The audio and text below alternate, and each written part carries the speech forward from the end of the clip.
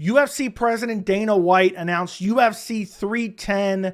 The main event is Belal Muhammad versus Shavkat Rakhmonov for the welterweight title. The co-main event is Alexandre Pantoja versus Kai Asukara for the flyweight title. And he announced the rest of the card as well, and we'll get to the full card later in the video. But I'll tell you this right now, UFC 310 is an incredible fight card. I cannot wait. But let's discuss the main event. Belal Muhammad versus Shavkat Rakhmonov for the welterweight title. Guys, when I saw this fight announcement, it damn near brought a tear to my eye. The fact that Belal Muhammad wins the title in late July, I believe it was July 27th. He dumps Leon Edwards on his bald spot, wins the welterweight title. He bullies Leon Edwards. And then, you know what? He fought in late July. Let me fight in early December as well. Roughly 5 months. 5-month turnaround for Belal Muhammad, the undisputed welterweight champion. He has made welterweight great again. How refreshing is it to see? I know 5 months isn't like a ridiculously quick turnaround, but the UFC champions nowadays, it seems like everyone's sitting out for 6 to 8 months between title fights.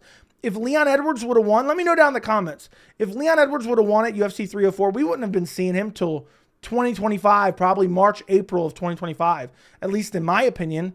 And not only that, Belal is fighting the boogeyman of the welterweight division in Shavkat Rakhmonov, and who I believe is the rightful #1 contender. And I understand, and I'm almost in agreement in a way where people will say, well, wait a second, Shavkat Rakhmonov's beaten Wonderboy Thompson for a title fight?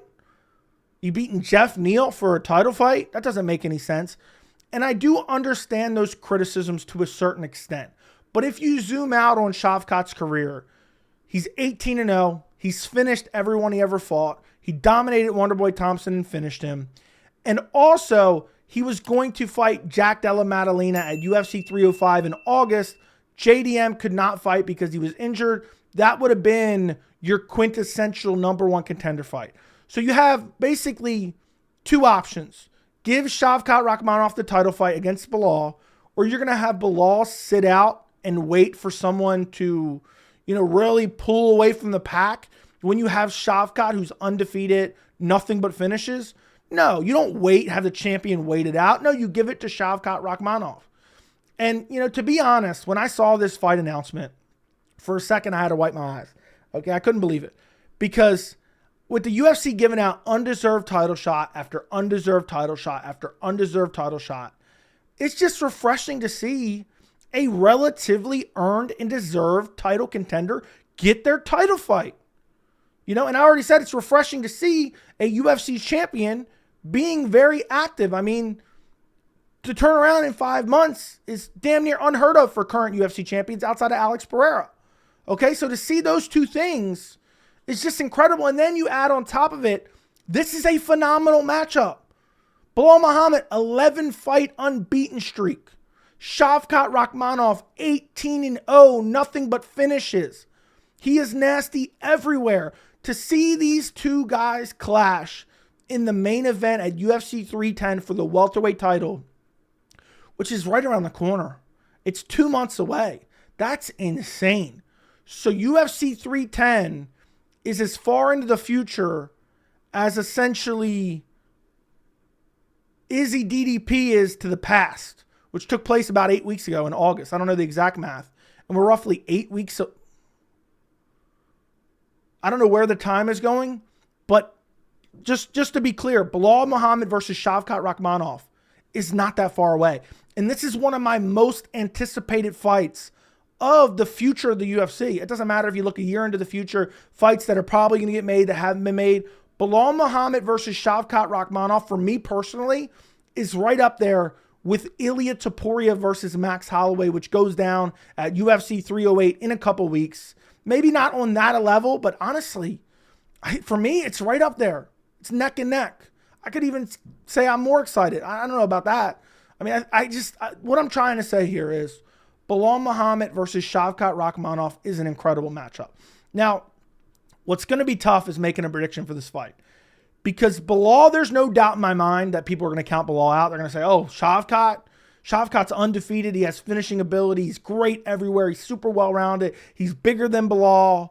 He's super rangy.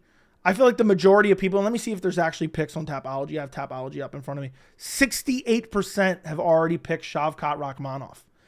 So there's no doubt in my mind. People are going to say, look, Shavkat, finishing ability, younger. He's 30 years old. Belal Muhammad's 36 years old. I think a lot of people are going to pick Shavkat. But it's hard to count Belal out. I mean, seriously. Belal, the last time Belal lost a fight was 2019. January 2019 against Jeff Neal. He lost a decision. And the last time Belal Muhammad met up with an undefeated welterweight contender, he finished them in Sean Brady. So don't be surprised if Belal Muhammad pulls this out. And you know what? For a prediction, early prediction for this fight, I'm going Belal Muhammad.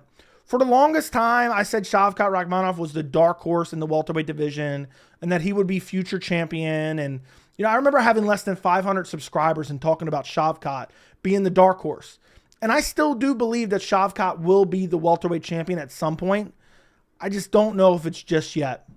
Because Shavkat is super dynamic on the feet. Nasty knees in the clinch. He throws wheel kicks. I think he landed a wheel kick against Carlston Harris. And he has excellent jiu-jitsu. There's no doubt. There's no doubt that he has a striking advantage, at least in terms of dynamic striking. There's no doubt he has a jiu-jitsu advantage. There's no doubt he has a finishing, killer instinct advantage against Belal Muhammad. But you know what? Belal Muhammad is so well-rounded, and he's so durable, and his stamina. Shavkat Rakhmonov, let me take a look at this real quick. Let me just make sure I'm confirming this. Shavkat has finished fights 5 times in the first round via TKO and 3 times via submission in the first round. So 8 of his 18 fights have ended in the first round. This is a 5-round fight. Belal Muhammad, when's the last time he's been finished? He got finished by Vicente Luque in 2016. It's been 8 years since Belal's gotten finished. And that's the only time he's been finished in his MMA career. If Shavkat doesn't get that finish, how's this fight going to go long term? Belal's striking looks better every single fight. The fundamentals, the technical ability, I know it's not the prettiest striking, but it looks good. Jeff Neal was landing good, hard shots on Shavkat Rakhmonov. And what's something we've never seen anybody implement against Shavkat? The grappling. Belal's going to shoot takedowns. Belal has amazing wrestling. Look what Belal did to Leon Edwards. He picked him up. He dumped him on his bald spot. Now, I believe Leon Edwards' grappling is nowhere near as good as Shavkat's. That's what makes this fight so interesting. But I can see a world where Belal Muhammad implements the grappling against Shavkat Rakhmonov. He lands on the feet with just the jab and the straight shots, and he doesn't throw anything looping. And Shavkat gets tired. Where I do worry for Belal in this fight is Shavkat's nasty in the clinch. Nasty knees, nasty elbows in the clinch. And Belal is obviously going to spend a lot of time in the clinch looking for the takedowns. But I'm very curious to see what Shavkat's takedown defense looks like. And so, you know what? I'm going to pick Belal. How can you pick against Belal? I remember when he beat Sean Brady. I was going to pick Belal Muhammad going into the Sean Brady fight. I then switched my pick Sean Brady. Belal goes out there and stops Sean Brady. By the way, undefeated, surging welterweight contender at the time. And I said after that fight, I said, I'm never picking against Belal again. And I haven't. I've picked Belal in every single fight since then. I picked him against Gilbert Burns. I picked him against Leon Edwards. I'm going to pick him for now against Shavkat Rakhmonov. But I don't see me changing this pick. It's possible in the past when asked about this matchup, I've taken Shavkat. The dynamic striking of Shavkat, the finishing ability of Shavkat, I definitely think he has the jiu-jitsu advantage. But I just think Belal is far too well-rounded. He's far too durable. He's going to be hard to finish. Shavkat was exhausted in the 3rd round against Jeff Neal. And it was a close fight. It was a super competitive fight. And I know you can say, well, Belal lost to Jeff Neal. Yeah, that was ages ago. Belal is a totally different fighter since then. I'm picking Belal to get it done against Shavkat Rakhmonov. I just think the fundamentals of Belal Muhammad, the offensive wrestling of Belal Muhammad, I think it's going to beat Shavkat. And also, again, you have to take Shavkat with a grain of salt. I believe in Shavkat, but you're looking at Wonderboy Thompson, Jeff Neal, Neil Magny, Carlston Harris.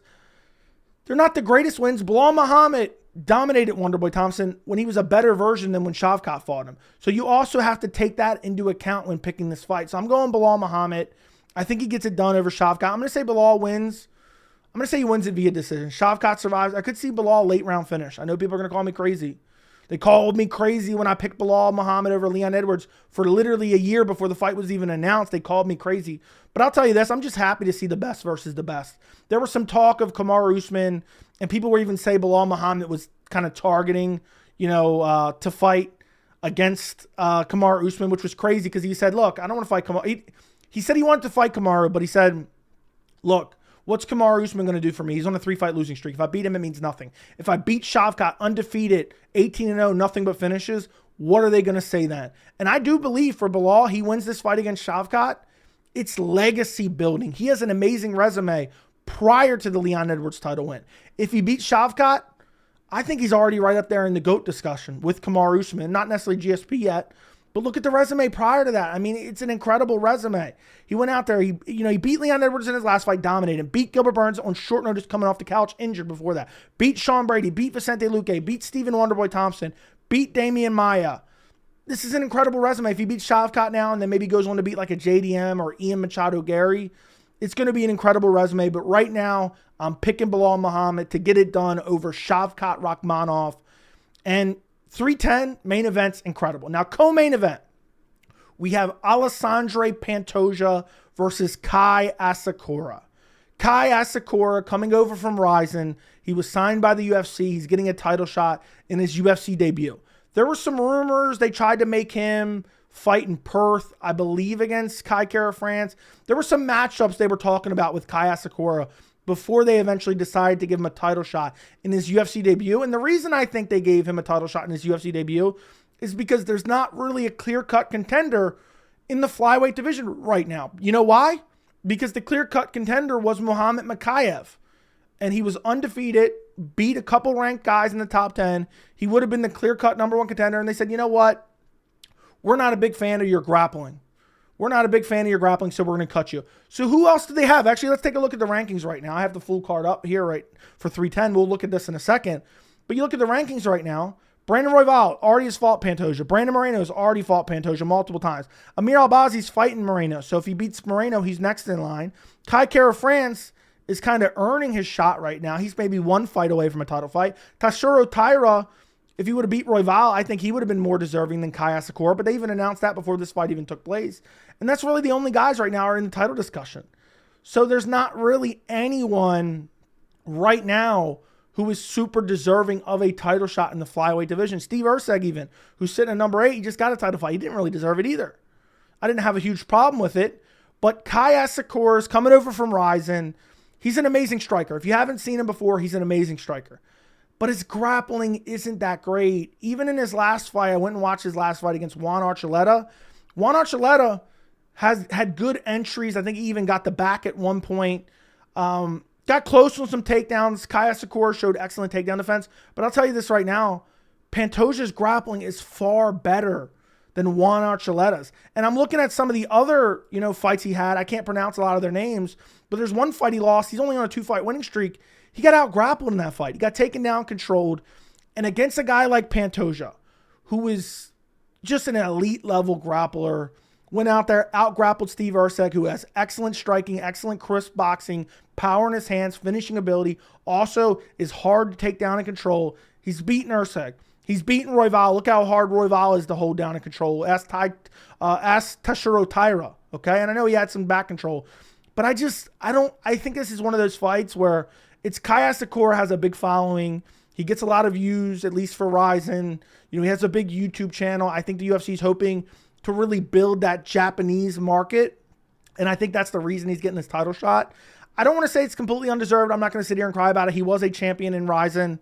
So I don't really have a huge issue with it, especially considering there's not a clear-cut number one contender. But ultimately, I think Pantoja is going to expose him.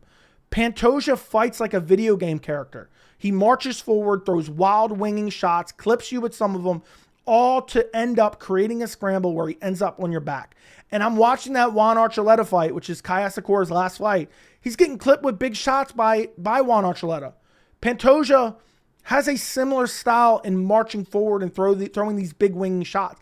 And also, Asukara can throw body shots or body kicks and kicks to the head of a grounded opponent in Ryzen. And he used that quite a bit. I'm worried he might get DQ'd. I'm worried he might get DQ'd against Pantoja. I ultimately think you look at Kai Asukara's resume, which I'm going to pull up right now. None of these guys, and I have trouble pronouncing a lot of these guys' names. You have Yuki Motoya, another guy's name I cannot pronounce who got out-grappled by. None of these guys are like elite level grapplers. He got TKO'd by Kyoji Horiguchi. Okay, Kyoji Horiguchi's a good fighter, don't get me wrong. But he got TKO'd by him not that long ago. You know, it wasn't like super recent. It's a couple years ago, but still. And he's not, none of these guys are elite level grapplers. He lost to Manel Kopp in 2019. Again, that was a while ago. He has a win over Kyoji Horiguchi a while ago as well. But none of these guys that he fought, you look at his current resume, he's fought elite level grapplers anywhere close to the grappling level of Alexandre Pantoja. So ultimately, I think Pantoja, you know, when's Pantoja ever been finished? Has he been finished like what, once maybe in his entire career? No, he's never been finished. He's never been finished his entire career. You're going to have to finish him. Otherwise, he's going to out-grapple you. I think Alexandre Pantoja will finish Kai Asukara. Probably gets a submission, rear naked choke. I really do. I really do. And while Kai Asukara has never been submitted, he's never fought someone with the grappling ability of Alexandre Pantoja. So I'm going to take Pantoja in that fight. I don't have a big problem with the fight. I love that they decided, let's do 2 title fights on UFC 310, especially with the amazing main event in Belal Muhammad versus Shavkat Rakhmonov. But before we go, let's check out the full card, because the full card's pretty solid. Obviously, we've already talked about the main and co-main. The featured fight on the card as it stands right now, Ciryl Gane versus Alexander Volkov. Love this fight. This is probably going to be a number 1 contender fight in the heavyweight division. Jones-Stipe at UFC 309. Winner probably retires. Loser probably retires. Tom Aspinall is going to need somebody to defend his belt against. I think Ciryl Gane most likely beats Alexander Volkov. They fought once, I think in 2020 or 2019. I don't have it in front of me right now. And Ciryl Gane just outboxed him, out-kickboxed him.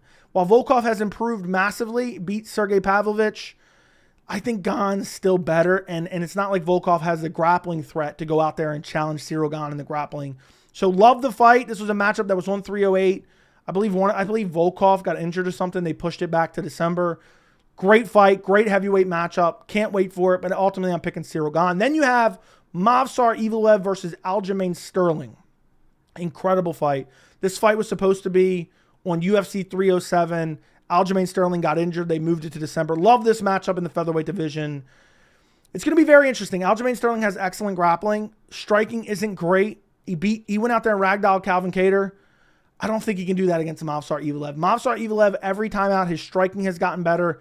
I think he's bigger and stronger than Aljamain Sterling, and I think he'll be able to stuff the takedowns of Sterling. I mean, Petr Yan, I know people remember that second fight where Petr Yan got taken down and his back taken twice, but people forget the 4th and 5th round, Petr Yan ragdolled Sterling. People forget the first fight, Yan was easily stuffing the takedowns. I think Sterling is getting the worst stylistic matchup in Movsar Evloev. And so I'm picking Movsar Evloev to get it done. That could arguably be a number 1 contender fight in the featherweight division. I think if Movsar wins this fight, he's more deserving than like a Diego Lopez, who the UFC seems destined to give a borderline undeserved title shot to. But yeah, I love that matchup. Then you have this matchup. Vicente Luque versus Nick Diaz. Let me actually pull up Nick Diaz's resume real quick. Nick Diaz's last win was in 2011. Let me know, comment down below. How old were you last time Nick Diaz got a win in the UFC? This was October 29th, 2011. That's almost exactly 13 years ago to the date. That's insanity. Lost to Carlos Condit. Lost to George St. Pierre. Lost to Anderson Silva. Got overturned to a no contest. Lost to Robbie Lawler. Literally quit in the middle of the fight. Quit. Showed up. Moved the weight class. Couldn't make weight. Literally quit. And now he's fighting Vicente Luque. Listen, Vicente Luque is a dead body too. I hate to say it. He looked, ever since Jeff Neal gave him that brain bleed, I don't think Vicente Luque should be fighting anymore. I don't think his mind's in it anymore. And I think he's a dead body too. So could Nick Diaz maybe beat him? Yes, but I don't think so. I think even the dead corpse, rigor mortis Vicente Luque beats the rotting skull and bones of Nick Diaz. Nick Diaz should only be fighting Tony Ferguson. You know, that's the fight they should have made. I don't know why they didn't make that. This fight was booked for, I believe it was the recent Saudi Arabia card, the Umar Nurmagomedov fight versus Corey Sandhagen. It got moved for whatever reason. It's getting rebooked. I don't hate it, don't love it. I think a lot of fans will be like, oh yeah, I'm hyped to see Nick Diaz back. But honestly, if you want to see Nick Diaz back at 41 years old with the amount of damage he's taken over his career, the fact that he hasn't won since 2011. Let me make this very clear. I started watching the sport in 2010. His last win was a year after I started watching the sport. That's insanity. So I'm going Vicente Luque in that matchup if you want an early prediction, but I don't really care for this matchup that much. And then you have Anthony Smith and Dominic Reyes. I mean, I don't want to say that's dead body versus dead body, but it kind of is, okay? So we got 4 dead bodies on the card. I'm going Dominic Reyes. Dominic Reyes finally showed that he had a pulse in his last fight, finally getting a win against Dustin Jacoby. Whereas, I get it. He got finished 3 straight times, but look who he's fighting. Jan Blachowicz, Jan Blachowicz in 2020, not a horrible loss. Still at the top of the light heavyweight division. Yuri Prochazka, future champion after this. Then Ryan Spann KO'd him in the first round, okay, but then he came back and got a win over Dustin Jacoby. I think he beats Anthony Smith coming off a loss against Roman Dolidze. Anthony Smith needs to retire. Dude did a spinneroonie against Khalil Roundtree. But the rest of the card, real quick, Tatiana Suarez, Verna Jandiroba, good fight. Clay Guida versus Chase Hooper. Clay Guida and the boys are going to be devastated when Chase Hooper dominates him. Michael Chiesa versus Max Griffin's a decent fight. Cody Durden versus Joshua Van. Joshua Van's super active, interesting prospect in the flyweight division. If you want an early prediction for these fights, I'm going Joshua Van. I'll probably go Max Griffin, go Chase Hooper, probably go Tatiana Suarez and Dominic Reyes. I don't know. I think I already gave you the Dominic Reyes pick. But yeah, you got all the rest of my predictions for the main card. UFC 310 is incredibly stacked. I can't wait for Belal Muhammad versus Shavkat Rakhmonov for the welterweight title. Incredible fight. Happy to see a champion be active. Leon Edwards wouldn't have done this. Happy to see a guy who has earned a title shot get a title fight. And I get it. Again, you can pick apart the resume and say he doesn't deserve it. He is the most deserving right now, in my opinion. Let's put it that way. Instead of maybe Kamaru Usman, who it seemed like people were trying to push that. There's some talk. Chael Sonnen was trying to push that. And then Belal and Kamaru were going back in public. Usman was clearly trying to angle for a fight on a 3-fight losing streak, which would have literally blew my mind and sent me into an absolute breakdown, meltdown, Dana White style if that would have happened. Love the main event. Co-main event's okay. Rest of the card's pretty stacked. Really looking forward to UFC 310. Let me know what you think. Like the video, subscribe to the channel, and thank you so much for watching.